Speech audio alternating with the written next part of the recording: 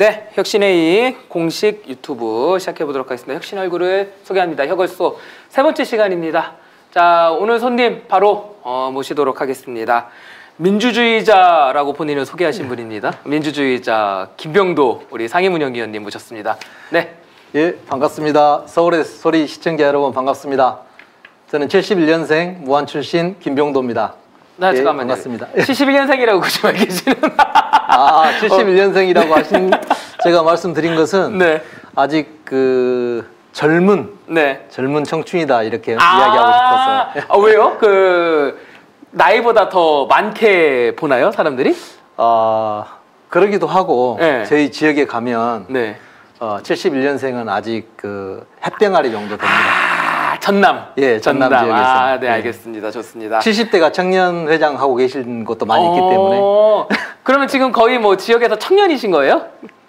완전 청년이죠. 네. 완전 청년. 완전 청년. 네, 알겠습니다. 예.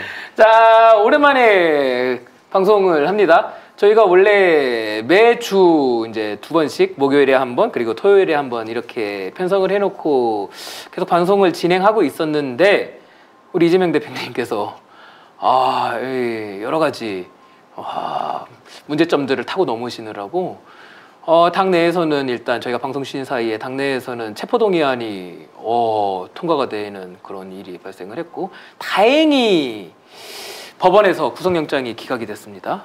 그렇게 하고 바로 추석을 맞았어요. 그 추석 끝나고 시작하는 첫 방송입니다. 일단 그래서 우리 위원님 모시고 본격적인 얘기 전에 이 프리토크나 조금 해볼까요? 네. 추석 전부터 잠깐 얘기해 볼게요. 어떠셨어요? 우리 대표님 정말 고초겪으셨잖아요. 저는 개인적으로 정말 잠을 잘 못 잤다 그럴까요? 조마조마한 그런 시간을 보냈던 것 같아요. 말도 안 되는 국회에서 일단 그 체포동의안이 가결이 됐잖아요. 저는 그 순간 저 21일에 여의도 다 있었잖아요. 네. 저도 있었습니다. 네, 그러니까 다 있었잖아요. 네. 그날 그 모든 것이 무너져 내리는 그런 느낌을 많이 받았어요. 왜냐하면 저희들이 지금 윤석열 정권이 지금 정말 무능하고 독선적으로 지금 국정을 운영하고 있어서 폭정이라고 말할 수 있는데 이런 과정에 현 정권하고 싸우지도 않는 그 몇몇 사람들이 우리 당대표, 우리의 수장을 체포하라고 가결했다고 하는 것이 그렇죠. 적의 아가리에 우리의 수장을 밀어넣은 거잖아요. 그렇죠. 와, 정말 충격적이더라고요. 저는 그날 정말 이게 뭐지 이게? 이게 상상할 수 없는 일이 벌어졌다 저는 생각을 했어요. 그리고 나서는 그 영장 할 때도 제가 법원 앞에 가서 비 오는 날 이렇게 서서 그렇죠. 예, 기도하고 있었는데 너무너무 불안한 거예요. 이게 정말 여기서 만약에 그 영장이 통과가 되면 이건 내가 이 나라를 어떻게 해석을 해야 되지? 사법부를 어떻게 봐야 되지? 이제 이런 거였죠. 거의. 다행히 그래도 새벽에 기각 소식이 딱 들려왔어요. 예. 어떠셨어요? 그 세상을 다 얻은 느낌? 우리 드디어 최후의 보루가 살아있다. 그러셨구나. 저는 조금 달라요. 저는 그 현장에는 있지는 못했어요. 개인 사정으로. 근데 소식을 딱 듣자마자 긴장이 확 풀리면서 몸살이 막 밀려오는 거예요. 너무 막 긴장을 많이 하셔가지고. 다들 공감하실 거예요. 뭔가 이렇게 너무 긴장하고 있으면은 아픔도 안 오잖아요. 그렇죠. 그러다가 맥이 탁 풀리면은 그때부터 아프기 시작하잖아요. 아픈 걸 느끼는 거겠죠, 그때부터. 근데 저는 그때 또 한 가지 생각을 더 했어요. 지금 대표님 마음은 어떠실까? 저는 그 생각까지는 못했네요. 전 눈물이 나셨을 것 같아요. 왜냐하면 사법부마저 만약에 이런 검찰 독재 권력에 굴복을 했다면 이재명 대표는 지금 혼자서도 현 정권하고 모든 화살을 혼자 다 받고 있는데 여기에 마지막 최후의 보루가 사라졌다라고 생각했을 때 당신은 얼마나 힘들었을까. 근데 여기서 사법부가 다행히 그래서 추석은 좀 편하게 지내셨죠? 굉장히 해피하게 지냈습니다. 그리고 특히 전남 지역의 전남 도민들은 이재명 대표에 대해서 정말 숨죽이고 지켜봤던 것 같아요. 모두가 똑같이 저하고 똑같은 마음을 가지고 계셨더라고요. 그래서 이재명 대표가 이제 저런 그 억울함에서 좀 벗어났다라는 그런 느낌을 좀 받으신 것 같아요. 아, 드디어. 아니, 왜냐하면 일방적으로 억울하게 지금 계속 그 맡고 있었는데 네네. 이것을 사법부가 좀 제지를 해줬다라고 생각하는 그런 어떤 마음이 많이 계신 것 같아요. 그럼 추석 그 밥상에서도 그런 식의 얘기들이 많이 올라왔겠군요. 그러면 대부분 그런 이야기죠. 정치 이야기가 나오면 이재명 이야기, 정말 그다음 현 다행이네요. 정부 이야기. 다행이에요. 이렇게 추석 보냈습니다. 아마 여러분도 마찬가지일 겁니다. 예, 저는 추석 앞부분은 몸살 난 거 치유한다고 이유는 이제 집에 끙끙 앓아 누웠으니까 우리 아이 이제 돌보지를 못해가지고 그거 갚느라고 정신이 없었고 체력 회복해가지고 다시 돌아왔습니다. 어쨌든 이 프리토크 좀 해봤고요. 저희 혁얼소는 더민주 전국혁신회의의 보석 같은 인물들을 대놓고 세일즈하는 프로그램입니다. 예, 아주 그냥 여러분들께 자랑을 하려고 만든 프로그램이고요. 우리 김명도 의원님에 대해서 속속들이 알아보는 시간 갖도록 하겠습니다. 저희 프로그램이 항상 모실 때 이런 질문을 먼저 드려요. 나를 설명하는 수식어를 좀 보내주세요. 저희가 썸네일에 쓰겠습니다. 라고. 예. 그 이원혁 대변인님 같은 경우는 혁신의 배달맨이라고 이렇게 본인을 보내주셨어요. 왜 혁신의 배달맨이에요? 라고 했더니 신속 정확하게 혁신하겠다. 이런 뜻으로 보내주셨는데 뭔가 독특하다. 오히려 독특하다라는 생각이 들 정도로 그냥 민주주의자 김병도 이렇게 보내주셨어요. 뭔가 화려한 수식어가 아니고 그냥 민주주의자 딱 보내가지고 이게 오히려 신선한데 이 생각이 들었는데 왜 민주주의자라고 수식어를 보내주신 거예요? 한 두세 가지 이유가 있긴 한데 첫 번째는 제가 이제 자치주의자 이렇게 쓰려다가 자치주의가 지금 굉장히 우리 사회에 지금 논의는 되지만 그 씨앗도 아직 퍼지지 못한 그런 상태라서 어려워요. 너무 단어가 어려워서 제가 평생 정치를 하면서 이렇게 끝없이 존경하는 한 분이 계세요. 김근태 의장님. 그분의 앞에 수식어 민주주의자를 오늘 따서 자치주의하고 민주주의하고는 일맥상통하거든요. 그 부분을 이렇게 앞단에 걸었습니다. 되게 신선하더라고요. 왜냐하면 수식어를 보내주세요라고 했을 때 누가 감히 민주주의자를 앞에다가 이렇게 붙일 생각을 하겠어요. 하나 더 있어요. 또 뭐예요? 하나 더는 뭐냐면 지금 우리가 이제 군주정에서 지금 공화정 국가를 살아가고 있잖아요. 근데 우리가 마치 손에다 이렇게 왕자를 쓰는 그런 군주정의 분위기가 지금도 우리 사회에는 만연해요.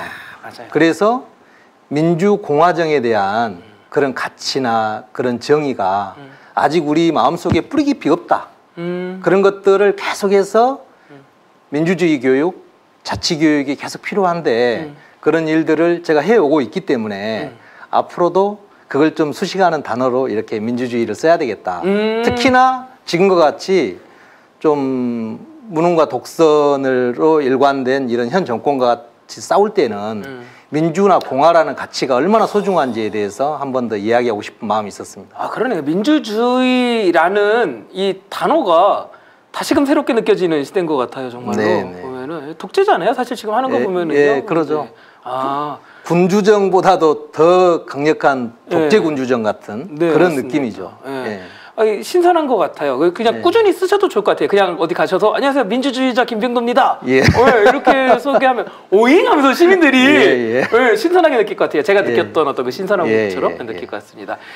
우리 시민분들께는 익숙치 않을 수 있습니다. 근데 이렇게 방송을 출연하고 하는 것에 익숙치 않으시죠?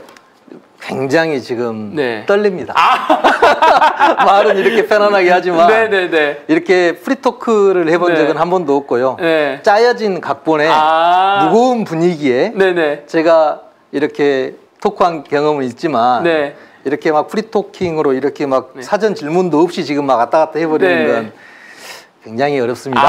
잘하고 계십니다. 저랑 같이 그냥 수다 떤다고 생각하시면 될 것 같습니다. 우리 시민분들께 익숙치 않을 수 있으니까 간단하게 정말 셀프 자기소개 한번 해보시겠어요? 카메라 여기 있거든요. 셀프적인 소개. 저는 그 전남 모안에서 태어나서 거기서 중학교까지 졸업하고 이후로는 광주에서 생활했습니다. 광주에서 뭐 고등학교, 대학교 그리고 사회생활을 쭉 했고 광주에서는 이제 지방의원 생활도 하고 시민사회 활동도 하면서 꾸준히 보내다가 2017년 예, 그쯤에 고향으로 다시 무안으로 내려가서 가족들하고 함께 예, 살아오고 있습니다. 이렇게 간단하게 셀프 소개를 하고 네. 현재 전남대학교에서 정책대학원에서 석사과정 학생들 지방자치론을 가르치고 있습니다. 이 지방자치 문제에 대해서는 잠시 후에 더 얘기 나눠보면 좋을 것 예, 같아요. 예. 재밌는 이야기가 많습니다. 거기 안에. 네, 좋습니다. 그 얘기 조금 더 하는 것으로 하고 그러면은 무안에 계시다가 광주 갔다가 다시 무안으로 예, 그렇습니다. 그쪽에 계속 계셨었네요. 이게 활동 내역을 보면은 시민사회 활동 광주경실련, 환경운동연합. 이건 뭐예요? 따뜻한 한반도 사랑의 연탄 나눔 운동. 예, 이건 따뜻한 한반도 사랑의 연탄 나눔 운동은 지금 광주 같은 경우는 이제 명칭을 따뜻한 사람들로 이제 법인 명칭을 바꿔서 쓰고는 있는데요. 네. 제가 연탄봉사 배달을 99년도부터 했던 것 같아요, 광주에서. 그때 이제 작은 소모임으로 네. 그 당시에는 사회복지가 이렇게 지금처럼 일반화되어 있지 않은 시기에 그렇죠. 그때 저희들이 이제 십시일반 해가지고 사각지대에 계신 어르신들, 연탄을 떼고 계신 어르신들에게 연탄을 이렇게 날라드리는 직접 날라드리는 봉사를 하다가 네. 추후에 따뜻한 한반도 사랑의 연탄 나눔 운동 본부라는 게 전국 조직으로 생겼어요. 그 조직의 광주 지부장을 제가 맡고 거기에서 광주 지역 권역 전체를 이렇게 그 연탄 배달, 사각지대 연탄 배달하는 것을 주로 많이 해왔죠. 그리고 활동가 선배님이시네요. 네. 이거 부끄럽습니다.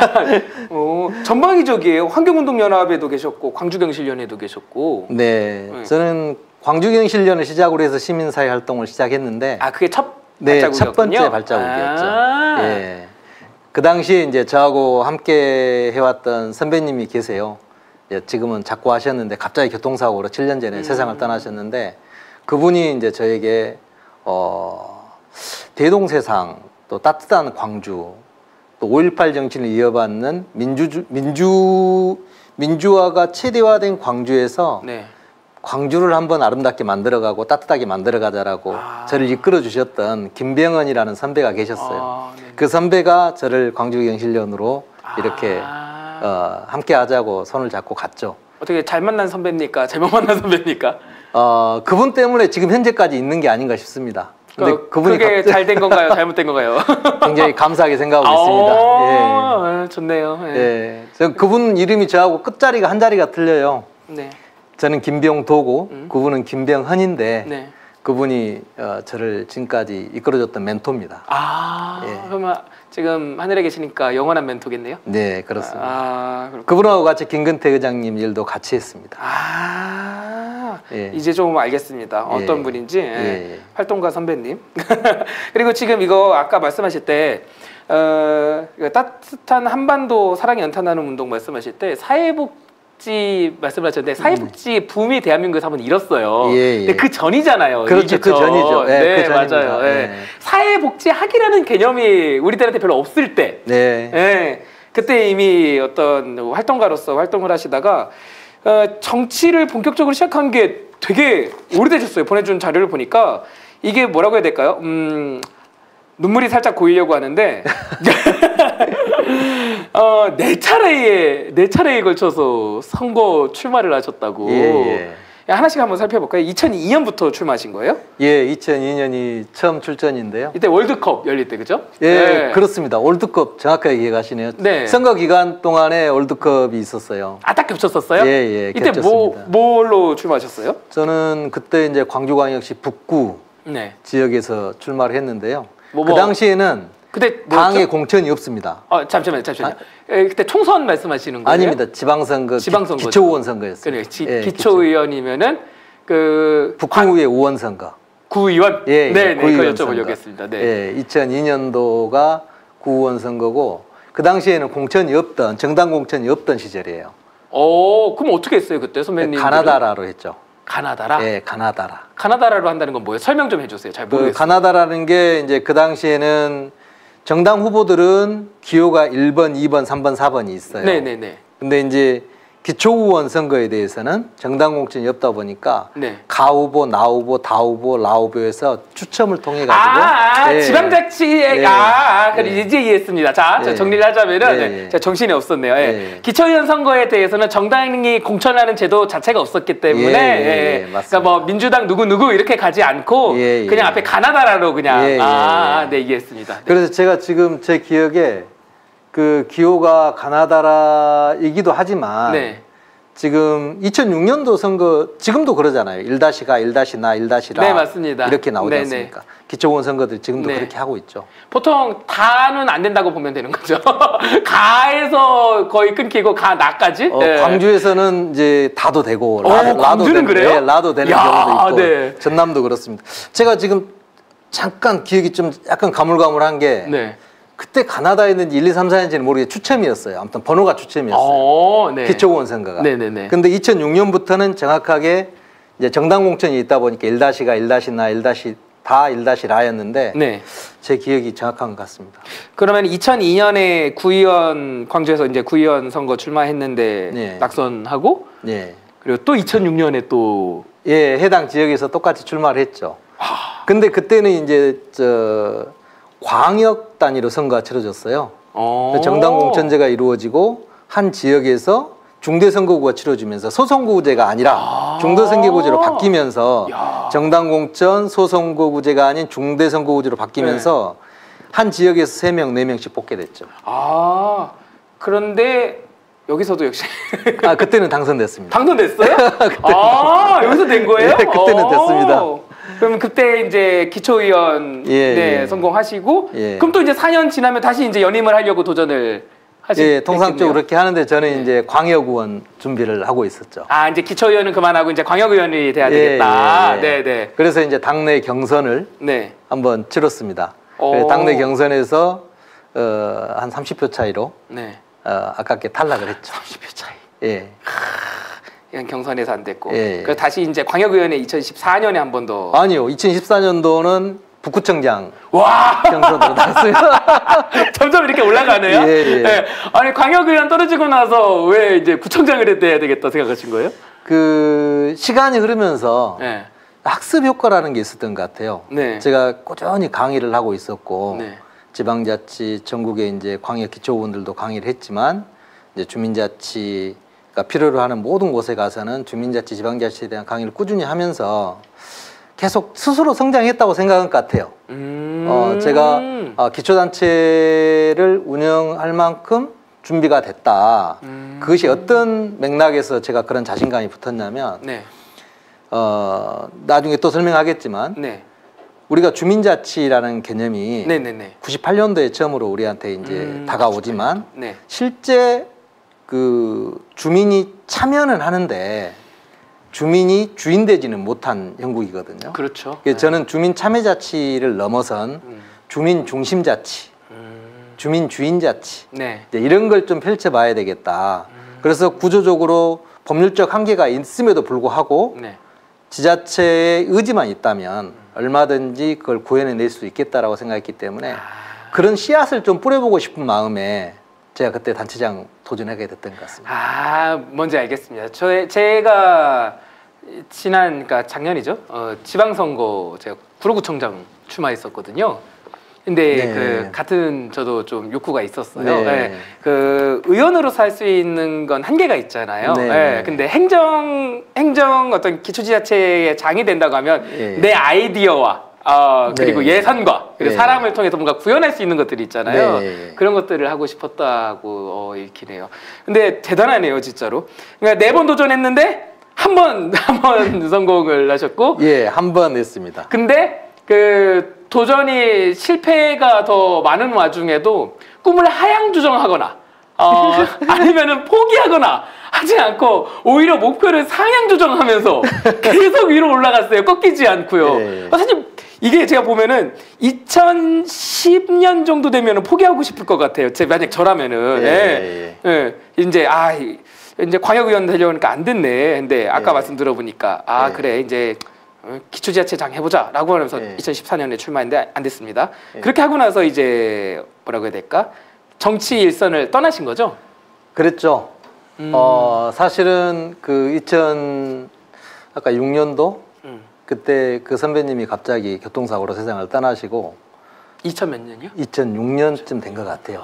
지금 제 기억이 정확하다면 7년 전 정도인 것 같은데 그분이 떠나시고 저도 이제 출마에 대한 의지는 많이 꺾여져 있었고 또 출마를 제가 계속 해야 되나라는 생각을 계속 했어요. 근데 그 이유가 뭐였냐면 두세 가지가 겹쳤는데 그 형님이 떠나고 나서 혼자 좀 애로운 시간이 많았고 그날로 제가 술을 끊었어요. 지금까지 술을 한 모금도 해본 적이 없어요. 보통 반대 아니에요? 제가 술을 많이 먹었기 때문에 그 전까지만 해도 술 맛이 뚝 떨어지더라고요. 그래서 술을 끊고 그때부터 술을 안 먹었는데 그 이후로 혼자 이렇게 있다가 그 다음에 뭔 생각을 했냐면 제가 아내하고 아이들, 제 아들 셋이 있습니다. 아들 셋이? 네, 저희 아들 셋인 집에 저 장남입니다. 아, 그러세요? 네, 고생이 많으신 거 알겠습니다.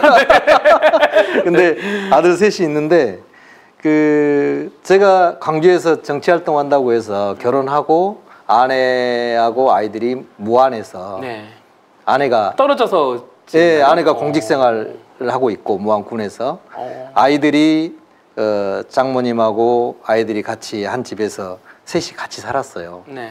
근데 제가 생각해 보니까 같이 한 번도 저는 살아본 적이 없는 거예요. 그래서 더 늦으면 아이들이 다 성장해서 집을 떠날 것 같아서 아이들 가족들하고 함께 살아봐야 되겠다. 제가 주말에만 내려갔거든요. 주말에만 내려가서 아이들 보고 아이들하고 같이 꽁도 차고 놀아주기도 하고 이제 그렇게 하다가 더 늦으면 안 되겠다 싶어서 내려가서 가족들하고 같이 사는 게 진짜 첫 번째 목적이었습니다. 같이 한번 살아봐야 되겠다. 평생 후회할 것 같아서. 어머나. 그래서 그게 가장 컸고요. 그리고 나서 이제 선거를 출마 안 하겠다라는 것이 두 번째였어요. 왜냐하면 광주 북구에 있으면 계속 이제 이런 선거 저런 선거에 참여에 대한 이야기들이 나올 것이기 때문에 그렇죠. 지역을 떠나면 제가 그 지역에 출마 안 할 수 있으니까. 근데 이제 이게 오늘 아침에 빵 터진 거예요. 오늘 아침 뉴스에 무슨 이야기냐면 지금 그 광서구청에 국민의힘 후보가 집은 다른 데 있고 주소만 이쪽으로 월세 살고 있다고 돼 있잖아요. 바로 이런 거예요. 뭔 이야기냐면 기초단체장하고 기초의원은 해당 지역구의 주소지를 두고 있어야 돼요. 두게 되어 있어요. 국회의원이랑 다르게. 만약에 그 지역에 주소를 두고 있지 않으면 당선돼도 무효고 출마 자체도 안 돼요. 맞습니다. 예전에 그런 사례들이 있습니다. 출마를 했는데 살다가 이사를 했다가 의원이 탈락된 경우, 의원으로서 이렇게 배제된 경우도 있고. 근데 오늘 아침에 그런 게 빵 터졌잖아요. 이렇게. 근데 위원님 같은 경우는 어떻게 보면은 직장이 떨어져 있어가지고 이렇게 어쩔 수 없이 불가피하게. 이제 저는 거잖아요. 광주에서 살고 광주에서 생활하고 이제 주말에 잠시 저희 가족들이 있는데 이제 아이들하고 아내를 보고 올라오는 격이고. 일반적인 어떤 뭐랄까요? 주말 부부죠. 주말 부부죠. 근데 오늘 아침에 그 뉴스를 보면서 기초단체장이 자기 집은 다른 데 두고 후보가 거기 어떤 특정 지역에 출마하기 위해서 월세를 둔다? 그건 좀 앞뒤가 안 맞는 것 같아요. 그건 정신에 맞지 않네요. 그건 우리 아까 제가 이야기했잖아요. 그건 주민이 아닐 수도 있거든요. 자기 집이 다른 데 있고 여기는 임시로 사는 경우. 대체로 이제 그런 경우가 우리 선출직에 굉장히 많습니다. 그래서 광역단체장이든 뭐 이런 분들이 지역에 서울에 집이 있어요. 예를 들면 누구라고 말할 수는 없지만 서울에 집이 있는데 지역에 단체장을 해요. 국회의원을 해. 그러다가 떨어지면 서울로 가버려. 그 지역에 살지 않아. 떨어지더라도 그 지역 주민이어야 되거든요. 그렇죠. 그래야 그 주민들에게 진실하게 우리 지역에 와서 살아주세요. 우리 지역이 좋은 지역입니다. 그렇게 이야기할 수 있는 거지. 떨어지면 다시 서울로 가버리는. 근데 시민들 사이에서도 그런 염증이 좀 있어요. 이따가 떠나버리는. 그렇죠. 떠나버리죠. 지역에 있다가 떠나버리는 분들에 대한 염증들이 있어요. 그런 분들을 어떻게 믿겠어요? 어떻게 맞습니다. 믿고 그분을 선택을 하겠냐고요. 맞습니다. 말이 안 되는 거죠. 본론으로 돌아와가지고. 두 가지 어떤 사유 때문에 일단 아이들과의 시간을 보내야 되겠다. 첫 번째. 그리고 두 번째, 나 이제 정치를 하지 않을 건데 몸이 여기 있으면 난 정치를 해야 되니까 몸이 이제 광주로 떠난다. 해가지고 이렇게 다시 돌아가서 그랬죠. 2014년 이후에 2014년 이후에 한 10여 년 정도 예. 이제 정치 이제 출마하지 않고 예. 이런 생활을 보내셨는데 여기까지 잠깐 정리를 해놓고 그럼 처음으로 좀 돌아가 볼게요. 이 질문에 대해서 뚜렷하게 답을 하시는 분들이 사실 귀해요. 네. 정치를 하시는 분들 네. 중에 네. 왜 정치를 시작하게 됐는지에 대해서 네. 저는 개인적으로 정치 참여 의향이 없었어요. 네. 개인적으로 없었고 제가 그 당시에 이제 아까 낮은 울타리라고 하는 네. 그 소모임 봉사활동을 했다고 했잖아요. 네. 그 당시에 제가 이제 홀로 있으면서 사회봉사를 하고자 하는 마음을 강하게 가지고 있었어요.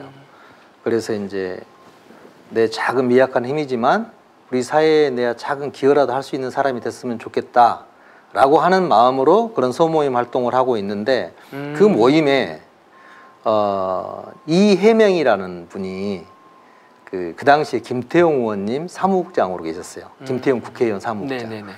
물론 김태용 국회의원님도 그 소모임에 참여하셨었고 이혜명 그 국장님도 참여하고 계셨고 많은 분들이 참여를 하고는 있었는데 제가 그 낮은 울타리 그 모임에 사무국장을 맡고 있었거든요. 아, 네네. 그러면서 제가 봉사활동 하시는 걸 꾸준히 지켜봤나 봐요. 소리 없이 계속 그런 모습을 지켜보다가 2002년도가 다가오는데 그 이제 한 2, 3년 지난 거잖아요. 네. 저보고 지방선거 출마할 의향이 없냐. 그 전에는 한 번도 생각해 본 적이 없어요? 네. 출마를? 한 번도 생각해 본 적이 없었어요. 네. 그래서 저 정치 안 합니다. 어. 무슨 제가 정치입니까? 제가 그냥 봉사활동 하랍니다. 네. 그렇게 이야기했는데 그분이 정치가 큰 봉사야. 진짜 봉사와 희생은 정치로 할 수 있는 거야. 동생이 잘 생각해 보면 정치가 자기를 위한 게 아니라 우리 사회 공동체를 위해서 해야 되는 일이야. 지금 자기 정치하고 자기 그 권력을 누리고 그러려는 사람이 정치하면 안 돼. 봉사하고 희생하려고 하는 사람이 정치해야지. 그렇게 권유를 하셨고 바로 그냥 맞네요 이렇게 하신 거예요? 아니요. 막 숙고의 시간을 가지셨어요? 그럼에도 불구하고 저는 별로 정치에 마음이 없었는데 정말 한 번도 정치라는 거 생각을 안 해보셨군요 그 전에. 물론 그 전에 제가 특정 후보의 캠프에서 선거를 도와준 적은 있어요. 네, 선거 캠프 사무원으로 이렇게 사무원까지는 아니지만 자원봉사로. 그러니까 본인이 정치를 할 거라는 생각은 정말 꿈에도 없었나 보네요. 사무원은 아니지만 자원봉사했던 것 같아요. 제 기억에. 자원봉사로 이렇게 좋은 분들이 정치를 하시는구나 이런 정도 느낌이었지. 또 그리고 그 당시에는 20대 30대가 정치에 참여하는 경우가 거의 없었어요. 그러네요. 네. 지금은 청년 20대 30대들이 많이 출마하지만 그 당시에는 어른들이 정치하는 모습을 옆에서 보고 그냥 저 물주전자 하나 날라드리는 그런 자원봉사 그런 격이었지. 그 제안 받았을 때가 나이가 어떻게 되셨어요? 그때가 31살 때. 야 진짜 젊었을 때네요 그러면은. 예, 그래서 제가 32에 출마를 했습니다. 생각해 보니까 그 말이 맞다고 생각이 드신 거예요? 봉사구나. 그 당시에 이제 그분의 메시지가 저한테 이제 울림이 있었죠. 더 큰 봉사라고 하는 이야기, 희생과 봉사가 아닌 건 정치가 아니다라는 이야기. 그러니까 최근 들어서 그 이재명 당대표께서 대선 때 그리고 뭐 과거 선거 때마다 많이 쓰셨던 게 나는 그 배지가 아니면 그 자리가 일을 하기 위해서 필요한 것이지 그걸 누리고 싶지 않다. 그 메시지하고 똑같은 메시지예요. 지금 맥락이 똑같은 거예요. 그 부분 때문에 제가 그분의 말씀에 나중에 제가 공감하고 출마를 하게 됐죠. 이게 흥미로운 게 그냥 한번 해볼까? 이런 마음이면은요 이렇게 4번 출마 못하거든요. 이게 정말 힘든 겁니다 여러분. 진짜 이 출마라는 게 돈도 돈이고 에너지도 에너지고 기회비용도 기회비용이고 진짜 사람 갉아먹는 짓이거든요. 저도 출마해봐서 압니다. 4번을 출마한다는 거는 그래서 어떻게 처음에 시작을 했을까 이게 궁금했는데 근데 되게 구체적이네요. 그래서 사람 이름까지 딱 말씀하시면서 근데 맞는 말씀을 하신 것 같은 게 그때가 31살 해서 32살에 출마하셨다는 거잖아요. 제가 지금 민주당 청년이잖아요. 근데 민주당 청년들 친구들 보면 전부 다가 그런 거 아닌데 많이 알려진 친구들 얼굴 뭐 중앙 활동하는 친구들 보면은 제가 정말 뭐라고 많이 했었던 게 공익적 마인드 없는 친구가 너무 많아요. 그러니까 공적인 권력을 휘두르는 곳이잖아요. 심지어 어떤 친구는 저한테 이런 말 적도 있어요. 소장님, 제 친구들 지금 다 공무원 시험 준비하는데 네. 여기서 국회의원들 이렇게 따라다니다가 시의원, 구의원 하는 확률이 더 높아요. 와, 내가 누구라고 말을 못해. 내가 말하면 다 아는 사람이야. 야, 이런 지금 제가 너무 충격을 받은 거예요. 예. 제가 그래서 왜 충격을 받았냐면은 저도 시민사회 활동을 하는 사람이니까 예. 그래서 세상을 바꾸려고 활동을 하다가 예. 아이고 정치 저도 똑같은 생각이었거든요. 예. 이게 정치로 가면 더 고효율이다. 이게 예. 바꾸려는 게. 그래서 전 정치적으로 온 건데 그런 말을 하는 친구들을 만나니까 너무 충격을 받았었거든요, 제가. 정말 심각한 것이 배지나 응. 단체장이나 이게 탐나서 만약에 정치를 한다. 응.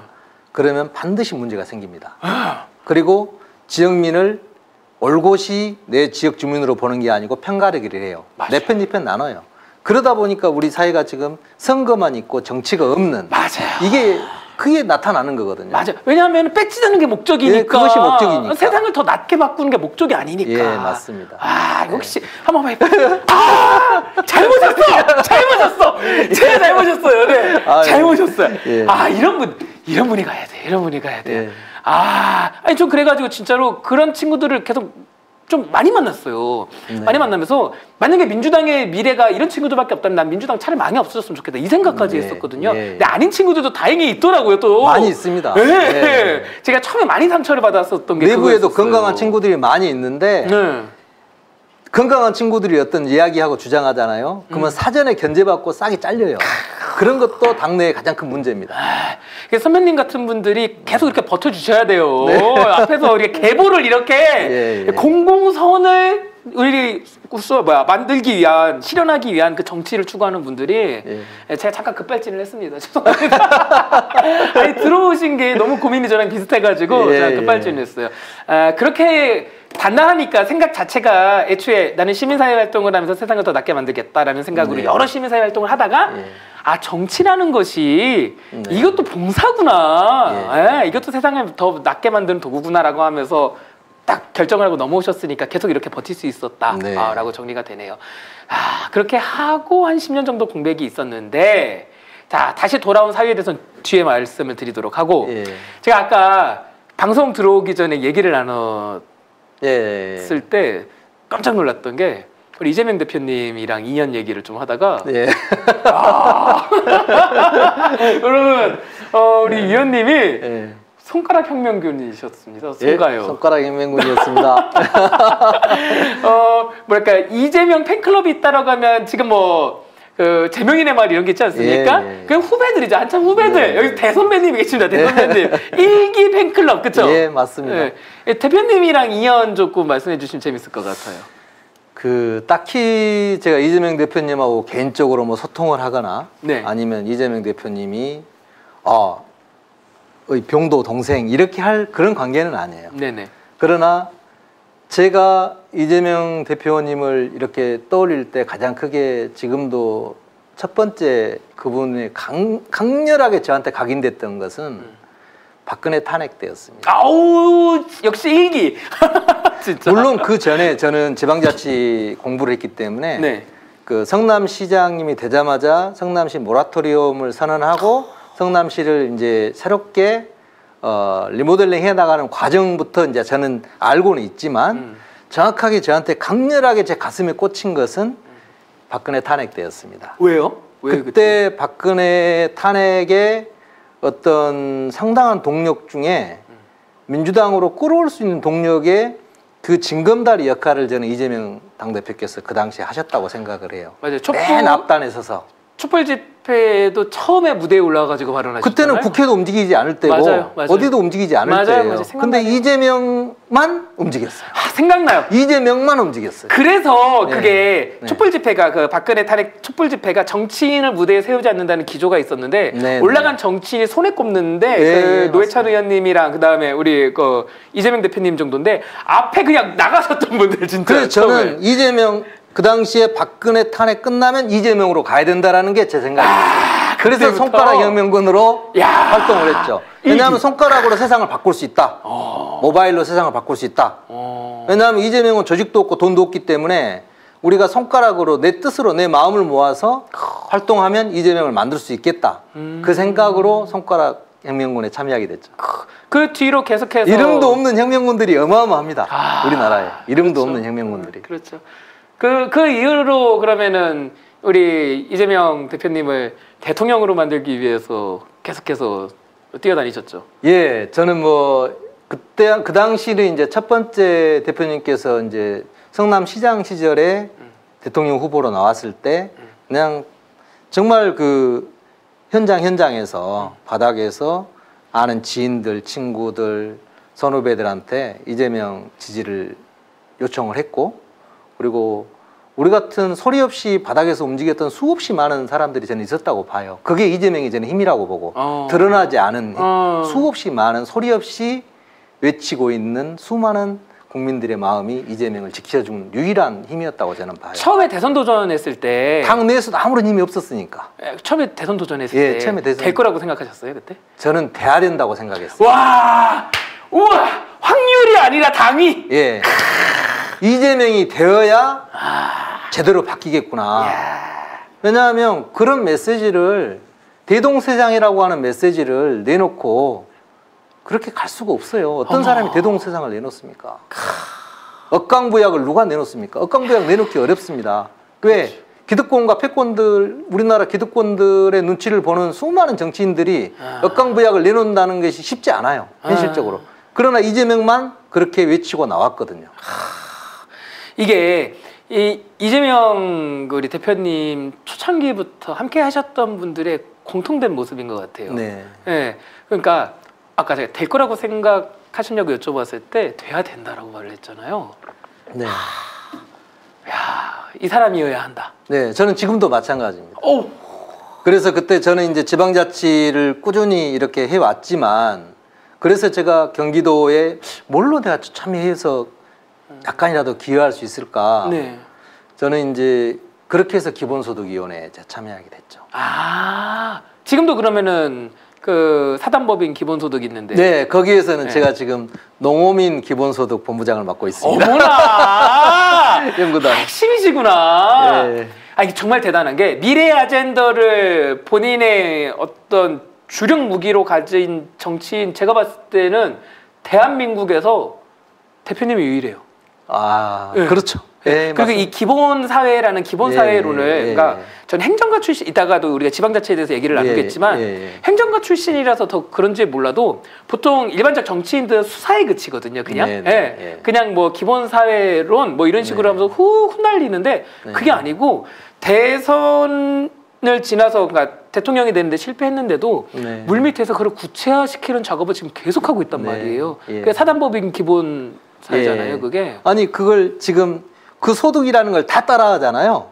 이를테면 우리 이재명 대표께서 지금 대선은 떨어졌지만 서울시의 오세훈 시장도 안심소득이라고 해서 맞아요. 이렇게 흉내 내고 있잖아요. 맞아요. 흉내 내고 있는 거거든요. 왜냐하면 피할 수 없는 대세고 미래를 준비하기 위해서는 방법이 없어요. 피할 수가 없어요. 이재명 대표께서 미래 어젠다를 던져놓고 사실은 모든 지자체들이 지금 찔끔찔끔 흉내를 내면서 그러면서 이재명은 아니다라고 본인들이 거부하고 있는 거예요. 왜? 사실은 다 인정하면서. 그렇죠. 다 인정하면서 거부하고 있는 거예요. 그러니까 조금은 이재명 당대표님한테 고맙다고 다들 해야죠. 솔직히 이야기하자면 다 고맙다고 인사를 하고 해야 돼요. 맞아요. 이게 그러니까 저는 진짜 호혈단신 혼자 대한민국의 아젠다를 소위 멱살 잡고 이끄는 것 같은 게 그러니까 기본소득 얘기도 정말 재미있는 게 그 예전에 이제 정의당이 민주당을 왼쪽에서 견인하는 역할을 했었잖아요. 네. 근데 저는 정의당 입장에서 만약에 빙의를 해서 생각을 해본다고 한다면 이재명이라는 존재가 미웠을 것 같아요. 아, 그렇죠. 이재명이라는 개인의 저 플레이어랑 놓고 보면은 정의당이 오른쪽에 있는 것처럼 느껴졌을 거예요. 갑자기 기본소득을 해야 된다. 전 정말 지난 대선에 놀랐었던 게 야, 우리가 진지하게 기본소득 얘기를 지금 텔레비전 토론에서 하고 있구나. 이게 꿈이 아니구나. 이 생각을 했었거든요.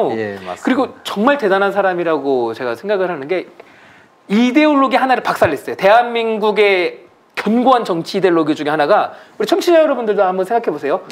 경제는 보수가 잘한다라는 이데올로기가 십수년 수십 년 대한민국을 지배했었어요. 경제 대통령 이명박 생각 안 납니까? 이재명이라는 단 한 사람이 그 이데올로기를 박살내버렸어요. 맞습니다. 와, 아니 어떻게 하다 보니까 2년보다는 실용. 사람이 살아야죠. 이 사람이 대통령이 돼야 된다라는 예. 이재명이라는 사람의 가치를 처음부터 알아보시고 갈등보다는 통합. 이번에 당대표께서 뒤에 거론한 내용이 다 그런 거예요. 왜냐하면 그게 우리 국민의 삶의 질을 높이는 길이지 우리 과거 방식으로 과거의 문법으로 미래의 문을 열 수 없잖아요. 맞습니다. 그러면은 잠깐 네. 이렇게 넘어가 볼게요. 네. 이제 좀 전공으로 들어가 볼게요. 네. 지방자치를 전공하시고 지방자치를 네. 가리키는 교수님이세요. 예. 그런 진짜 전문가 중에 전문가가 바라본 이재명이라는 행정가는 어떤 사람이에요? 저는 행정가로서의 이재명 아마 엄청난 성과를 낼 수 있는 사람이라고 생각을 해요. 왜냐하면 그 한 사람의 일꾼이 바뀌어서 그 나라의 어떤 그 문화를 바꿀 수 있는 그런 힘이 있거든요. 근데 거기에 한 가지 중요한 단서가 있습니다. 자기 희생이 필요합니다. 그간에는 우리가 대통령이 됐던 국회의원이 됐던 어떤 대통령이라고 하는 직책이 우리나라 최고의 행정수장이지 않습니까? 이 사람이 누릴 수 있는 권한이 어마어마해요. 그렇죠. 그 권한을 포기하면 국가를 대개조할 수 있어요. 국가를 대개조할 어떤 의미냐면 네. 포기한다는 게 어떤 의미예요? 장관을 임명하거나 인사가 만사거든요. 네. 시대적 어젠다를 잘 실행해낼 수 있는 그러한 사람, 여야를 불문하고 사람을 잘 등용해서 잘 쓰면 거기에 적재적소의 인사를 잘 맞춰내면 이재명이 이야기했던 미래 코드 있잖아요. 기본소득이 됐던 뭐 국민중심 국가가 됐던 이런 어떤 큰 어젠다들을 다 적재적소의 사람들을 심어낼 분이 저는 유일하게 이재명이라고 생각을 했어요. 왜? 이재명은 뭘 해야 되니까? 일을 잘해야 되니까. 일을 잘해야 되고 능력 있고 유능해야 되기 때문에 이재명만큼은 기존의 방식으로 저는 국정을 이끌지 않을 것이다. 이게 행정가로서 어떤 느낌이냐면 이재명은 인사탕평이 아닌 인사를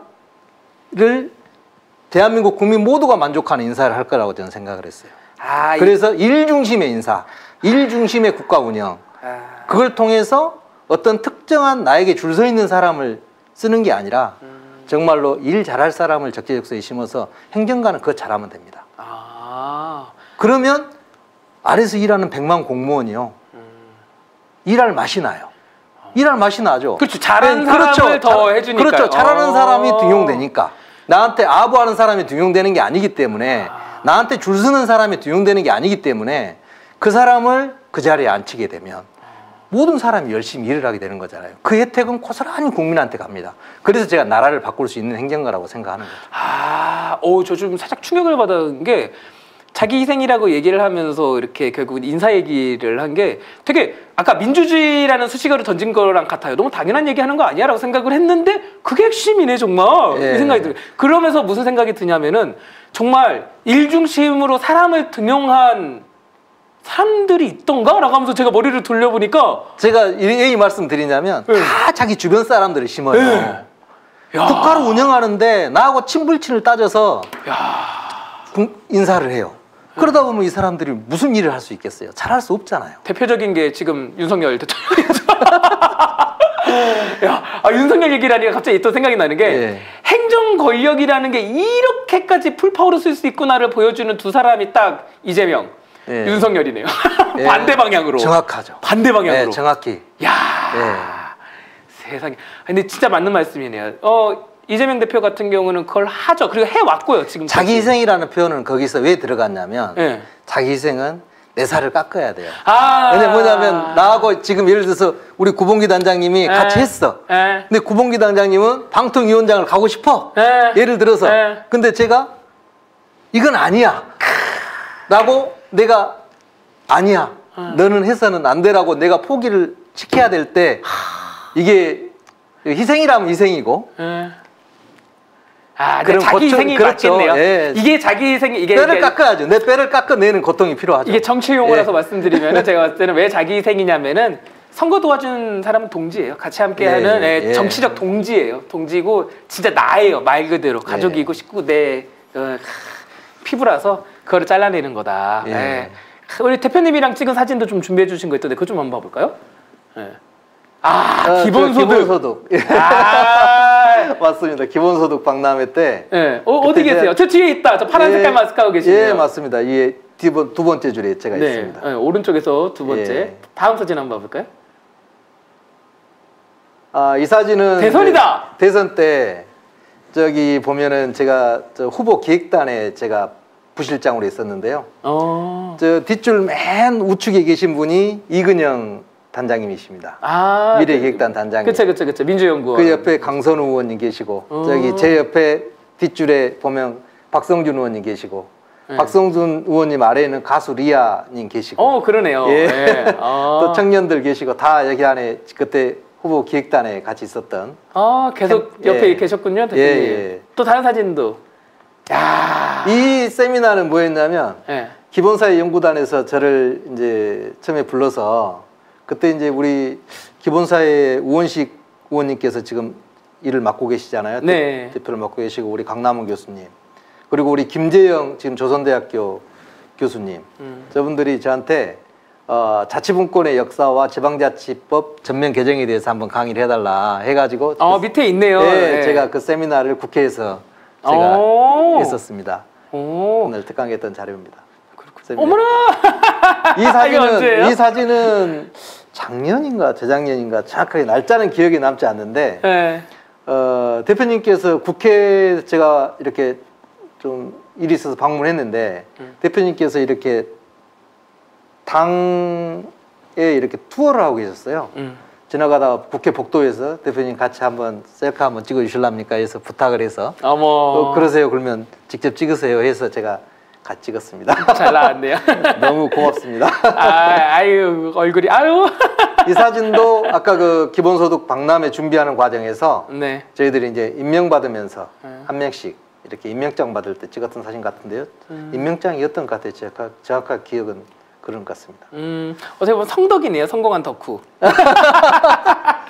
아니 저는 대표님 옆에만 서 있어도 기분이 좋아요. 제가 뭐 무슨 다른 일을 떠나서 그 이재명 대표님이 제가 기본소득위원회 경기도 하면서도 보면 그 일에 대한 집념, 일에 대한 그런 열정이 그 성실함이 남과 다릅니다. 굉장히 진지하시고 그리고 빈말이나 농담보다는 그런 게 없어요. 그러니까 빈말이나 농담이 좀 많았으면 좋겠는데 사석에서도 이렇게 티타임을 가져도 개인 의견들을 들으시고 뭐 제 이름을 알겠어요. 모를 수도 있잖아요. 그러나 다 여쭤보세요. 어떤 한 분 한 분한테 다 여쭤보세요. 어떠시냐고. 저는 그때 했던 말이 기본소득은 대동세상을 꿈꾸는 저의 생각과 같습니다. 이야기.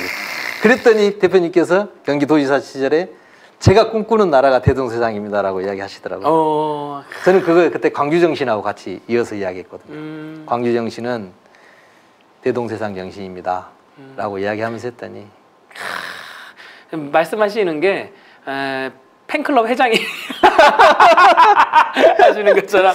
아니 근데 저뿐만이 아니라 제가 이번에 그 무한 영암 신안을 이렇게 돌아다녀 보면 저보다 더 열정적으로 대표님 사랑하시고 좋아하시는 분들이 훨씬 더 많으세요. 그래요? 제가 봤을 때는 아주 그냥 강경파신데요. 아주 사랑에 대한. 길거리 피켓팅을 이렇게 하고 있잖아요. 제가 이제 길거리 피켓팅은 이제 힘내라 이재명, 뭐 윤석열 정권 규탄한다 이렇게 하고 있으면 엄청난 격려를 받습니다. 나도 잠 못 잤어. 나도 잠 못 잤어. 새벽에 울었어. 하신 분들이 정말 많아요. 제가 봤을 때는 대표님 사랑에 대한 최고 강경파가 맞으세요. 왜냐하면 그분들은 피켓 들고 안 나오셨잖아요. 강경파가 맞아요. 네. 이게 나보다 더 심하네 하는데 지금 이미 이렇게 피켓을 들고 계신데 지방자치 얘기나 좀 더 해볼까 해요. 들어가려고 해서 내년 전문 분야시니까 지방자치 하는데 아까 강의도 하셨었잖아요. 기본소득 우리 관련해 가지고서. 근데 지방자치라고 말하면은 좀 두루뭉술한 느낌이 있어요. 지방자치가 뭐예요? 그 학문적으로만 이야기하면 특정 구역 안에 사는 사람들이 자기들이 더 잘 살기 위해서 우리 지역을 어떻게 계획하고 해야 될 일을 계획하고 실행하고 평가하면서 지속적으로 그 이루어진 나타난 그 결과물들을 누리고 사는 것. 지방자치라는 개념은 그래요. 주민들이 자기들이 계획 실행 평가를 통해서 그 얻어진 결과물을 누리고 사는 것. 민주주의랑 일맥상통하네요, 그러면은? 그러죠. 근데 이제 우리나라는 민주주의, 그렇게 하면 주민들이 주인이 되는 과정이야 라고 꾸준히 이야기하지만 실제 우리나라는 자치인 듯 자치 아닌 자치 같은 자치를 하고 있는 거거든요. 어때요, 현재도. 지금 우리나라는 지금? 거의 관치에 가깝죠. 행정이 중심이 되고 주민자치위원회, 마을 만들기, 주민참여 예산제, 주민이 있습니까? 주민 참여는 하죠. 참여는 해요. 그 선정 과정에서부터 시작해서 모든 것이 행정이 중심이 돼서 주민을 참여시키고 모든 거의 대부분의 주민들은 무엇이 어떻게 되는지 아무것도 몰라요. 이것은 주민 참여자치라기보다는 관 중심의 주민 참여자치다 이렇게 이야기하는 게 맞죠. 그럼 지방자치라는 게 실제로 이루어지고 있지는 않네요. 그렇죠. 대표적으로 이제 스위스라는 나라를 들어야 되는데 네. 주민총회도 있고 이를테면 주민들이 지역의 어떤 의제, 문제점 이런 것들을 해결하기 위해서 스스로 모여서 스스로 결정하는 그런 과정들이 이루어져야 되고 행정은 거기에 코디네이터처럼 조정하고 뭐 행정행위상 어떤 불법이 없는지 서로 이렇게 맞춰주고 집행의 어떤 역할을 해주는 거지 실제 주민이 주인이 돼야 지방자치가 제대로 이루어지는 거죠. 근데 우리 같은 경우는 아직 그 쉽게 이야기하면 주민자치위원회에서 그 서예 쓰고 풍물하고 이를테면 스포츠 댄스 하는 거 있잖아요. 네. 그건 저 주민자치위원회에서 해야 될 일은 사실은 아니거든요. 솔직히 이야기하면 그것은 마을에 그 공동체들 모임에서 해야 될 일이지. 그러네요. 주민자치라고 하는 것은 주민의 의제를 가지고 환경 문제든 복지 문제든 도로 문제든 어린이 통학로 문제든 어떤 문제들에 대해서 쓰레기 문제든 주민들이 직접 참여해서 이걸 어떻게 우리 지역 문제를 해결할 것인가를 논의하는 그런 자리가 돼야 되죠. 그런 것들이 그러니까 뭐 스포츠 댄스라든지 이런 것들이 우리가 지방자치를 했을 때 먼저 떠오르는 이미지라는 것은 우리나라 지방자치가 정말 협소화되어 있다는 게 드러나네요. 법률적으로 제대로 보장이 안 돼 있어요. 지금까지도. 갈 길은 멀군요. 예, 갈 길이 엄청 멀죠. 그러니까 거기에 이재명이라는 사람이 나타나니까 막 대단한 변화가 일어나기 시작했었던 거고요. 그렇죠. 그리고 아까 말씀 나눴는데 지금 강서구청장 보궐선거 지금 한창이잖아요. 네네. 낮에 그 도움 주고 오셨죠? 예, 살짝 이렇게 하고 왔습니다. 이건 저 자원봉사자들이 할 수 있는 이제 크기의 그 이렇게 모형인데요. 크기가 이게 더 크면 안 되나 보죠, 이게? 네, 크기가 25cm 이하라고 이렇게 뭐 이야기를 하더라고요. 그리고 이제 선거 운동원으로 등록이 된 사람들은 선거 운동을 독려할 수 있는 뭐 그런 선거 운동을 할 수 있다 이렇게 해서 낮에 거기를 들려봤더니 대체로 주민들의 반응은 민주당에 지금 공감을 하고 있는 것 같아요. 민주당의 선거운동 방식이나 민주당의 주장에 대해서 더 이렇게 타당하다 이렇게 생각하고 계신 느낌을 좀 받았습니다. 느낌을 받았다라는 게 실제로 스킨십을 하고 오신 거니까요, 그죠? 이렇게 보고 스킨십을 하고 오신 거니까. 주민들의 반응, 지나가면서 보여주는 반응. 일단 반응으로서는 다녀오신 분들이 나쁘지 않다, 그리고 좋다 이렇게까지 말씀하시는 분들 계신데 오늘 저희 방송 들어오기 전에 재밌는 데이터? 따끈따끈한 데이터를 가져오셨어요. 제가 한 번만 띄워주시겠어요? 지금 저게 윈지 컨설팅 코리아에서 오늘 그 설명 좀 해주세요. 윈지 코리아 컨설팅 대표 허신학 대표가 좀 이렇게 일을 하시다가 저한테 내가 재밌는 걸 한번 지금 해보고 있네, 한번 봐볼라냐고 그래요. 그래서 봅시다 했더니 챗 GPT 아시죠? 알죠. 챗 GPT를 활용해 가지고 강서구청장 선거를 시뮬레이션 해봤다는 거예요, 본인이. 재밌네요. 인공지능한테 한번 물어본 거잖아요. 그러니까 뭐 윈지에서 지금 뭐 과제로 하는 일도 아니고 본인이 혼자 하신 거예요. 본인이 혼자 했는데 방법을 어떻게 했냐면 최근 4년간 선거에서 강서구 연령별 투표율을 기반으로 그 연령별 투표율을 넣었어요. 예측해 가지고. 단 60대 이상 연령층에는 투표율을 65%로 고정을 시켜버렸어요. 일단 최근 4년 데이터를 가지고 했다는 거죠? 그 다음에 60% 이상 연령층 투표율을 65%로 고정한 것은 기존 투표율에서 보면 60세 이상이 다 65%가 넘어요. 아, 진짜 유권자로서 추천하십니다, 정말. 예, 네. 그리고 이제 이 데이터를 보면 이제 이 데이터에 근거해서만 결과치를 예측해 보면 네. 전체 투표율이 30%였을 때 네. 60대 이상을 65%로 묶어놓고 보면 네. 민주당이 이기긴 하는데 한 2.5% 정도 이깁니다. 30%일 때 네, 투표 투표율이 30%였을 때. 네. 그러면 투표율이 35%였을 때는 그때도 60대 이상을 65%로 묶어놓으면 4.5% 이깁니다. 그리고 저한테 준 데이터로는 43% 투표율이 됐을 때 6.5% 이기는 걸로 나오거든요. 네. 근데 그것을 맨 아래 데이터를 보시면 맨 아래는 투표율이 예, 몇 %예요? 그간에 그 43%가 최고고요. 아까 네. 제가 보여준 데이터로는 네. 21대 총선 대선 제8회 지선까지 보면 60대 이상이 가장 적었을 때가 69.4%예요. 투표율이. 가장 적었을 때가요? 69.4%. 예.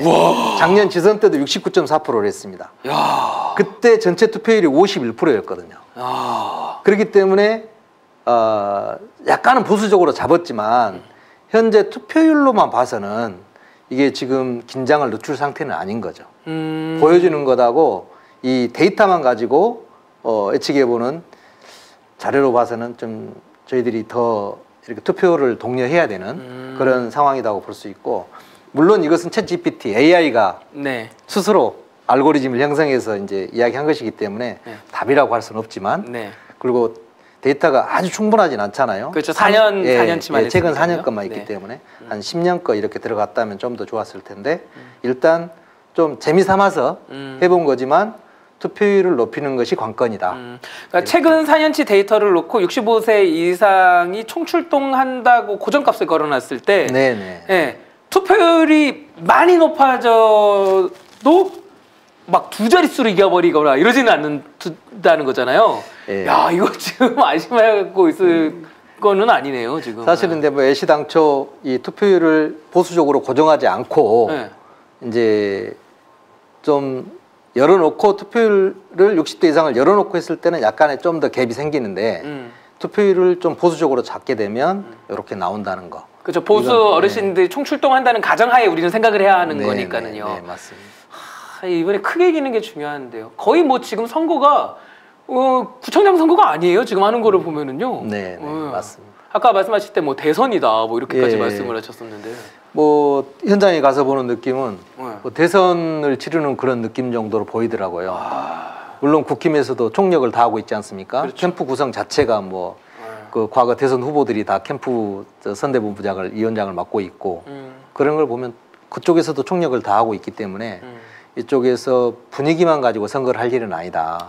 절대 끝까지 그 내일 모레 있는 사전투표에 네. 최대한 많은 젊은층들이 투표를 해주는 것이 굉장히 중요하다. 아, 역시 교수님 빼먹지 않고 말씀해 주시네요. 내일이란 뭐예요, 여러분? 사전투표일입니다. 내일 모레 이틀간의 사전투표입니다. 여러분들 신분증 챙기셔가지고 가까운 투표소로 가시면 네. 됩니다. 우리 강서구에 사시는 분들. 왜냐하면 네. 6일, 7일이 사전투표인데 평일날이 지금 저 본선거란 말이에요. 맞아요. 평일날 본선거에 젊은층들이 투표하기 굉장히 어렵습니다. 맞아요. 현실적으로. 이제 그 부분 생각하면 내일 모레 투표가 굉장히 중요하다 이렇게 생각합니다. 사전투표에 거의 뭐 전력 두고 해야 되죠. 예, 맞습니다. 그래서 오늘 또 가셔가지고 이렇게 피켓팅하고 예, 오신 거고. 예. 잠깐 제가 너무 궁금해서 그런데 다 그냥 지나가려고 했는데 평소에 지방소멸이라는 단어 사용하면 안 된다고 주장하고 다니라고 하셔요. 왜 그러냐면 이게 지방소멸 관련해 가지고서 지방소멸이라는 단어를 못 들어본 분이 없을 거예요. 정말 심각한 대한민국의 문제다라고 다들 인식하고 예. 계실 건데 그냥 지나가려고 하다가 이게 너무 궁금해서 여쭤볼게요. 지방소멸이라는 단어를 사용하면 안 돼요? 지금 우리가 이제 인구 감소 지역 특별법이라는 게 있어요. 네. 올해 처음 실행한 건데 전국의 226개 기초단체 중에서 81곳을 지정을 해서 네. 거기에 1조 정도의 예산을 투여해서 지방 소멸 대응 기금이라고 해가지고 네. 만들어서 그걸 지금 지원하겠다. 네. 이렇게 인구 감소를 줄여내는데 이렇게 정부가 기여하겠다 이런 정책들이 펼치고 있는데 그 법안에 따라서. 근데 이제 그 언어가 인식을 지배한다고 저는 생각을 해요. 언어가 인식을 지배한다. 어떤 의미냐면 서울도 지방이거든요. 맞아요. 경기도 지방이고 맞아요. 전남도 지방이고 다 지방이에요. 그리고 출산율로 따지고 보면 서울이 가장 안 좋아요. 맞아요. 가장 빨리 소멸될 지역은 사실은 서울이에요. 근데, 출산율로 보면 말이죠. 예. 근데 이 언어는 우리의 인식을 굉장히 피폐하게 만드는 그런 결과물이 된다고 봐요. 인구 감소 지역으로 저는 통일돼야 한다고 봐요. 인구 감소 지역. 인구 감소 지역. 예, 인구 감소 지역의 그 현실적 문제를 대비하는 정책 의지가 돼야지. 지방 소멸이라는 단어로 갔을 때 지방에 살고 있는 사람들이 만약에 단장님, 네. 제가 한 가지 질문 드려볼게요. 네. 지방 소멸이라는 동네에 살고 싶으십니까? 우리 동네는 지방 소멸이야. 너 와서 살래? 이렇게 하면 살고 싶으십니까? 그러네요. 언어가 딱지를 붙이네요. 그렇죠. 언어가 살고 싶지 않아요. 그러네요. 이거 소멸될 지역인데 이거 와서 사라질 지역이라는 거잖아요. 그렇죠. 사라질 지역인데 살래? 네. 이렇게 물어보면 살겠냐고요. 그 언어가 인식을 지배하니까 계속 지방 소멸하면 자극적이긴 한데 문제는 뭐냐면 살고 싶지 않다는 거예요. 야, 이거를 건물로 하면은 건물 붕괴 그렇죠. 아파트. 너 예. 살고 싶어? 그러죠. 아유, 진짜. 그렇죠. 그래서 그 언어가 굉장히 사람을 정신적으로 피폐하게 만든다. 그러네요. 그리고 실제로 그 대체어로서 인구 감소 지역을 말씀해 그렇죠. 주셨는데 인구 감소 그게 지역. 오히려 문제점을 적확하게 표현하는 말이네요. 그렇죠. 정확하게 표현하면 인구 감소라는 말이 맞죠. 그러네요. 그렇죠. 그래서 인구를 증가하게 해주는 지역으로 만들겠다. 이렇게 쓰는 게 맞죠. 그렇지. 그리고 실제로 지방이 어떻게 소멸해? 네, 지역이 그렇죠. 어떻게? 그렇죠. 아니, 또 토지가 증발하는 거야? 그것도 그렇죠. 아니잖아요. 그렇죠. 인구가 감소하는 거지 지역이 소멸되는 거 아니거든요. 그 다음에 이 언어를 최초로 쓴 사람은 일본의 그 건설 관료예요. 마스다 히로야라는 건설 관료가 쓴 건데 이 언어를 우리나라만 고스란히 갖다 써요. 다른 나라는 갖다 쓰지 않아요. 이 언어를 지방 소멸이라고. 근데 우리는 그것을 어디다 다 갖다가 쓰죠. 왜? 자극적이니까. 그렇구나. 이게 그러니까 만약에 학술적으로 먼저 대한민국에서부터 지방자치론부터 시작을 했다고 한다면은 예. 이게 당연히 인구 감소 지역이라고 네이밍이 붙었을 텐데. 그렇죠. 예. 건설업자가 일본의 건설업자가 만든 단어를 그냥 차용해서 말 그대로 이게 자극적이니까 짝짝 붙잖아요 입에. 그러죠. 그래서 사실은 대한민국 인구 감소 지역이라고 지정되어 있는 그 81군데 지자체도 네. 가서 보면 지자체 슬로건을 봐보세요. 살기 좋은 무슨 시. 기업하기 좋은 무슨 군. 그렇죠.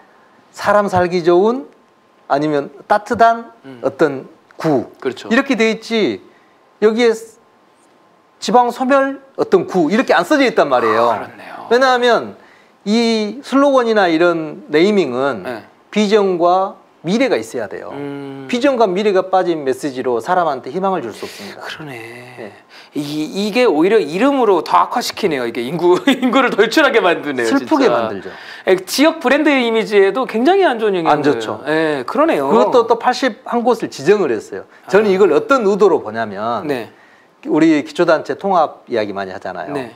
인구 적으니까 너희들 통합에 살아. 그래서 그냥 소멸을 시키겠다? 그렇죠. 예, 하나를 없애고 통합시키자. 그런 맥락에서는 소멸이라는 단어가 맞네요. 그렇죠. 행정편의주의죠. 아. 그다음에 중앙정부 입장에서는 기초단체가 하나가 줄어들면 관리해야 될, 지원해야 될 단체가 줄어들기 때문에 지자체 통합을 굉장히 바라거든요.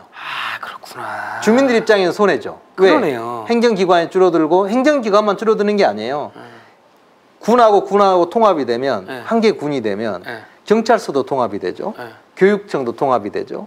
모든 중앙 그러네. 산하기관들이 다 통합이 돼 하나로 줄어요. 그러네요. 그렇기 때문에 실제 행정 서비스는 확 줄어듭니다. 아니 그냥 은행으로 따지면은 이쪽 저쪽 두 개 지점이 있었는데 하나로 합쳐지는 그렇죠. 거잖아요. 아이고 귀찮아. 아이고 번거로워. 그렇죠. 네, 그런 문제가 있네. 역시 확실히 교수님이시네요. 아니 이제 시간이 얼마 없어가지고 네. 이제 다 건너뛰고 한번 제가 이게 너무 궁금했었는데 엄청난 네. 인사이트네요. 네. 이거는 대표님께서 차용하셔가지고서 꼭 이 단어를 써셔야 되겠어요. 예. 네, 진짜 우리 이재명 대표님 꼭 하셨으면 좋겠고 이 얘기를 하다 건너뛰었어요 잠깐. 네. 2014년까지 4번의 출마를 했어요. 네. 사전 한 번만 승리했어요 그때. 예, 4번 전체 나가가지고서. 근데 그렇게 하고 이제 아이들이랑 더 있어야 되겠다 이러다가 같이 못 있겠다. 그리고 나는 정치를 이제 안 할 거다 하고 그냥 몸이 그냥 벗어나 버리자 고향으로 오셨단 말이에요. 지금도 고향에 계시고. 근데 지금 다시 정치 일선에 복귀를 10여 년 만에 지금 했죠. 하셨어요. 갑자기 정치 일선에 복귀를 하게 된 이유가 뭐예요? 명확하게 설명드리면 지난 대선에 이제 이재명 대표께서 이제 낙선이 되고 나서 이제 고향에 또 여기서 좀 머물다 내려갔어요. 내려가서 이따가 지방선거가 또 있고 나서 그때도 또 그냥 지나갔어요, 시간이. 그리고 연말이 되는데 작년 하반기죠. 하반기가 되는데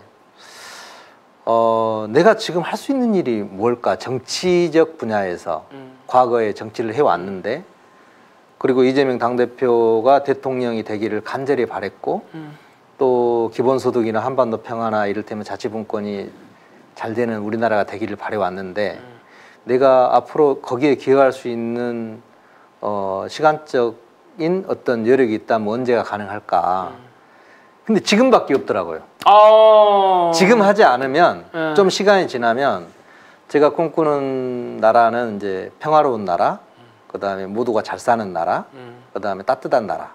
이런 나라를 제가 꿈꾸고 있는데 이재명 대표님이 원하는 나라잖아요. 그런 나라로 가는데 기여하고 싶은데 중간에 제가 불쏘시개든 어떤 역할을 해야 되겠다. 지금 한다면 나이가 더 먹기 전에 지금 좀 해야 되겠다라는 생각을 하고 더 나이 먹으면 의지가 안 생길 것 같아요. 지금 가지고 있는 의지를 좀 살려서 한번 해봐야 되겠다 싶어가지고 다시 도전하게 됐습니다. 정치 일선에서 물러나게 된 동기랑 정치 일선으로 다시 돌아온 동기가 일치하세요? 물러난 동기도 지금 아니면 아이들과 있을 수 없다라는 동기가. 그리고 또 하나는 현 정부 윤석열 정부 때문에도 또 더 마음이 더 컸던 것도 있어요. 반드시 이재명 대통령 만들어야 돼요. 맞아요. 왜냐하면 대한민국을 다시 정상화시키지 않으면 우리 미래 세대들은 불행할 것 같다. 맞아요. 한반도가 지금 평화가 위태롭지 않습니까? 내치는 더 힘들고 민생은 어려워지고 있고 경제도 어려워요. 거기다가 국민 모두는 두 쪽으로 갈라져서 지금 서로 티격태격 싸우고 있는 분위기란 말입니다. 이걸 하나의 뜻으로 모으려면 아까 그런 그 미래 어젠다를 가지고 국가를 이끌어갈 지도자가 나타나야 되고 거기에 우리는 중간에 징검다리 역할 또는 불쏘시개 역할을 해야 된다 이렇게 생각을 해서. 되게 공감이 되는 게, 그러니까 우리 위원님 김병도 개인의 시간으로서도 지금이 타이밍이라고 한다면은 이재명의 시간으로서도 지금이죠. 다음 선거 때는 대통령 되셔야죠. 안 되면 이 나라가 저는 힘들 것 같아요. 네, 그러니까요. 저는 이 나라가 위태로워질 것 같아요. 이재명이 안 되면 이 나라가 정말 힘들 것 같아요. 맞습니다. 정말 간절하게 저는 바라고 있습니다. 그러면은 지금 출마 준비를 하고 있는 지역은 당연히 전남 무안. 무안을 중심으로 영암, 신안 이렇게 지역구는 그렇게 됩니다. 어떻게? 아니 뭐 가능성을 여쭙지 않을게요. 당일을 말씀하시는 분이니까. 맞습니다. 당일을 말씀하시는 분이니까. 그리고 그 윤석열 이야기한 것도 정말 와닿는 게 시민들이 처음부터 촛불을 든 게 이게 나온 이유가 윤석열을 끌어내릴 수 있는 확률을 따진 게 아니고 집에 바퀴벌레가 들어왔다라는 거예요. 바퀴벌레가 들어오면 바퀴벌레를 잡을 확률을 따져가지고 살충제를 들지 않잖아요. 그렇죠. 잡아야 된다는 쫓아야죠. 그거잖아요. 윤석열도 그렇다라는 거예요. 그리고 아까 처음에 얘기 나눴을 때 이재명 대표님이 처음 이제 대통령 선거 나왔을 때 그때 된다고 생각하는 사람들이 거의 없었죠. 그리고 가능성으로는 다 절레절레하면서 아무도 안 붙었었는데 우리 위원님은 이 사람이어야 한다. 당일을 갖고 시작하셨던 분이니까 그래서 지역에서 지금 어떠세요? 분위기? 이런 거는 안 물어보겠습니다. 아니 저는 이야기할 수 있어요. 그래요? 분위기를 떠나서 저는 내년 총선이 어떤 선거가 돼야 된다라는 생각을 하고 있어요. 어떤 선거가 돼야 되냐면 일단은 이제 호남 지역은 민주당이 좀 강한 세를 가지고 있는 지역인데 민주당이 스스로 먼저 반성하고 변혁해야 된다. 혁신해야 된다. 그리고 지금까지 좀 무기력하게 보였던 민주당의 어떤 지금 현재의 흐름을 강력한 형태로 바꿔서 현 정권하고 강력하게 싸워줘야 된다. 이제 그런 과정에 저는 총선이라고 봐요. 총선이 그렇죠. 굉장히 중요한 겁니다. 그리고 이번 총선에서 저는 진짜로 위원님이 꼭 들어가셨으면 좋겠는 게 가결표 던진 거 보십시오. 가결표 던진 거 지금 대표님 옆에 사람이 없어요. 사람이 없어. 네. 세상에요. 진짜로 일기 손가요. 일기 손가요. 에이, 진짜 찐팬 가야 되는 거 아닙니까 진짜? 그리고 저는 현장에서 네. 보는 느낌은 있어요. 영암, 무안, 신안 이렇게 주민들이 현장에서 만나시면 저는 남들이 그래요. 조직을 어떻게 만드냐고. 저는 깨어있는 시민들이 저희 조직이라고 저는 생각하고 있어요. 돈은 어딨냐고 물어봐요. 네. 새로운 변화를 바라는 마음이 저의 돈입니다. 아우 닭살도다. 이게 무슨 말이냐면요. 네. 끝까지 만족할 거다. 나는. 네. 그리고 우리 지역에서도 많은 분들이 새로운 변화를 요구하고 있고 그 변화에는 무슨 일을 하고자 하는 사람 정확하게 무슨 일을 해야 되겠다. 나는 무슨 일을 하고자 해서 그 자리가 필요하다. 배지가 필요한 게 아니라 그 고난을 가지고 새로운 변화를 이끌어낼 그런 주인을 찾고 있다 저는 생각하고 있습니다. 좋습니다. 나중에 다른 시간에 더 모셔가지고 팬클럽으로서의 회원으로서의 얘기를 좀 들어보는 걸로 하고요. 시간이 이제 너무 많이 지나가지고 마지막 타임입니다. 쇼츠로 만드실 수 있게 좀 해볼게요. 시민들이 이렇게 물을 수 있어요. 그래 알았다. 다 마음도 알겠고. 근데 왜 당신이어야 돼? 내가 이제 표를 줄 때 왜 당신이어야 돼? 이렇게 짓궂게 또는 직설적으로 물으시는 시민분들 계실 수 있단 말이에요. 그분들께 우리 위원님을 한번 세일즈하는 시간 드리도록 하겠습니다. 저는 윤석열 정부의 무능과 독선에 맞서서 지금 이 국난을 극복해야 되는데 온몸을 던질 준비가 되어 있는 사람입니다. 새로운 미래를 열어가는데 새로운 힘이 필요하고 새로운 희망들이 많이 나타나야 되는데 저는 거기 안에 불쏘시개 역할이라도 하고 싶어서 이 자리에 나와 있습니다. 제가 부족한 게 많습니다. 저에게 응원을 보내주시면 저는 그 응원에 힘입어서 큰 봉사, 희생으로 보답하겠습니다. 좋습니다. 진심이 뚫고 들어와요, 진짜. 무슨 생각했는지 아세요? 너무 어렵습니다, 말이. 아니. 저 무슨 생각했냐면요. 이 남자 국회 보내고 싶다. 여러분 좀 도와주십시오. 저도 최선을 다해서 옆에서 돕도록 하겠습니다. 진심이 뚫고 나오는 사람입니다. 여기까지 하는 것으로 하고요. 긴 시간 수고 많으셨습니다. 고맙습니다. 불러주셔서 고맙습니다. 지금까지 민주주의자 김병도 위원님이었습니다. 네, 여러분들 다음 이제 서울의 소리는 엄마 정치 코너로 돌아온다고 해요. 그러니까 여러분들 채널 고정해 주시고요. 자, 저희 혁월소는 이번 주 토요일 쉬고요. 이번 주 토요일 쉬고 다음 주 목요일 7시에 돌아오도록 하겠습니다. 여러분들 감사합니다. 감사합니다. 네. 아이고, 고생하셨습니다.